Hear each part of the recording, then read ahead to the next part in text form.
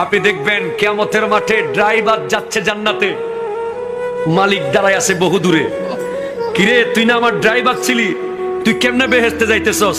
কয় স্যার, আপনি আমার যে টাকা দিতেন এনতে একটা 150 টাকার প্লাস্টিকের কল মসজিদের উজুখানায় কিনা দিছিলাম। মানুষ উজু বানাইছে আর আমার কবরে সোয়াব গেছে। আর মালিক সাহেব উনি বড় পয়সাওয়ালা, টাকা দিতে পারে নাই। মাহফিলের জন্য টাকা চাইতে গেলে 5 টাকার নোট সিরাটা বাইর করে দেয়। আর যেই টাকাগুলো দোকানে চলে না, টেম্পুতে চলে না, বাসে চলে না, জুমার দিন মোটামুটি চালাই দেয়। কথা কোন ঠিক কিনা জোরে বলেন না। এরকম লোক সমাজে আছে না নাই? মানি ব্যাগ মনে হয় সিরা ফেলবে এখন, মানি ব্যাগকে ওরে গুতানি গুতায়। 100 টাকার নতুন নোটটা দেখে এটা 500 টাকা তুই কিনলে আইসস।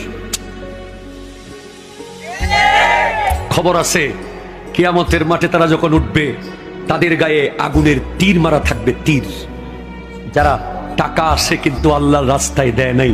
কথা কোন ঠিক কিনা জোরে বলেন।